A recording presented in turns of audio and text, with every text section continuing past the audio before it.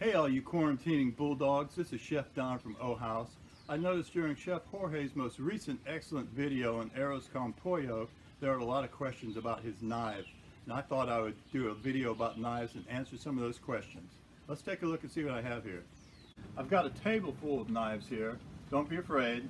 I've been in the business for over 40 years, so I've collected a lot of different knives.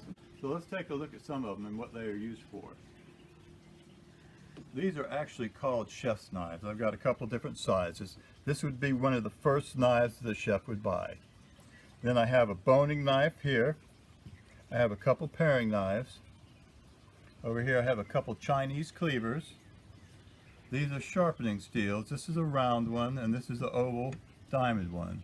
I've got two different sharpening stones right here. Then I've got a serrated bread knife, a carving knife. This is an all-purpose utility knife. This is used for cutting steaks, and this is an old butcher's cleaver that I picked up at an antique store. So let's talk about the chef's knife first. First thing you want to look for when you buy a knife is to make sure it has a full tang. And that means a piece of steel from the blade to the handle runs all the way to the back of the handle. After that, you want to look at the handles themselves. This is a wooden one with rivets. This is a polypropylene or plastic, and this is an all-metal knife blade right here. Also, then you want to look at the steel. This is a high carbon steel. The knife sharpens real easily, but it dulls easily also. This is kind of a mix of carbon and steel, a medium grade kind of knife, and this is a high-tech vanadium steel, and it is very hard to sharpen, but once you get it sharp, it is hard to get it dull. Another question that people ask is, how do you sharpen a knife? Well, if your knife is only slightly dull, you can use a steel, which is basically a file. Take your knife at about a 15-degree angle and starting at the heel, stroke it several times towards a protective handle. Don't go away from you because that's very dangerous. If your knife is really dull, then you can use a stone. There are two kinds. They're called a whetstone and an oil stone. And they have three different grades of stone, a fine, a medium, and a coarse, and you start depending upon how dull your blade is. So I have a smaller version here also. So take your knife and starting at the point at about a 15-degree angle, push it through all the way several times, and then do it to the other side also. To finish it off, take your steel again, and this removes the little particles of steel on the edge of the knife. Before you use your knife, make sure you wash it or wipe it off, because you are going to get some grit on the knife and you do not want that incorporated into your food. I talked a little bit about knives and the kind of steel they're made out of and the different handles. The one thing that you want to think about when you're buying a chef's knife or any knife is what it's going to be used for. If you're going to be at home cutting up strawberries, you don't want a great big chef's knife like this.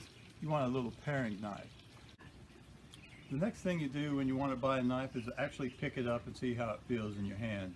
After you decide on the steel and the handle, just the weight and the balance of the knife. It makes all the difference if you're going to be using a knife a lot. You want it to be comfortable in your hand. So if you're interested in the collection, this is a good place to start for your house. A chef's knife, a boning knife, a paring knife, and a steel. You can buy them together as a set with one brand or shop around a little bit. A couple of common sense tips to remember when using a knife in the kitchen. Tip number one, when somebody asks you to hand them a knife, pick it up by the dull part of the blade first and hand it to them handle first.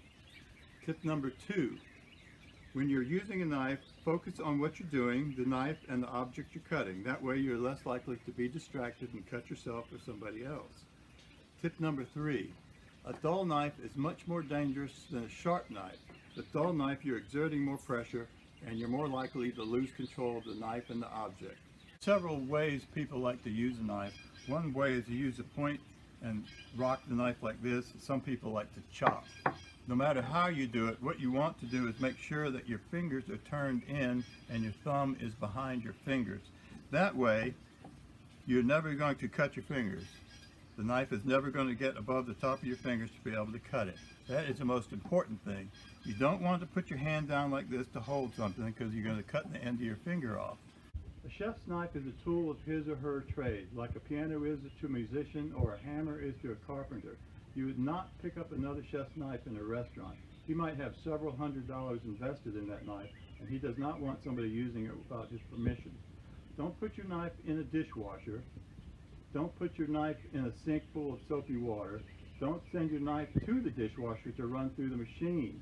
You want to take your knife to the sink and wash it yourself, dry it, and either put it in a knife block or put it on a magnetic rack.